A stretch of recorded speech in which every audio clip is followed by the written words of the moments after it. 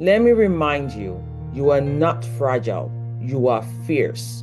This is your moment to reset your mind, reset your money, and rise in purpose on God's terms. Today, I choose to be fierce in my faith, bold in my belief, and strategic with my money. I am not afraid to reset. I am not too late to realign. I release fear and scarcity. I embrace purpose, power, and provision. My finances are under divine management. Heaven backs my discipline. I do not chase money, I steward wealth.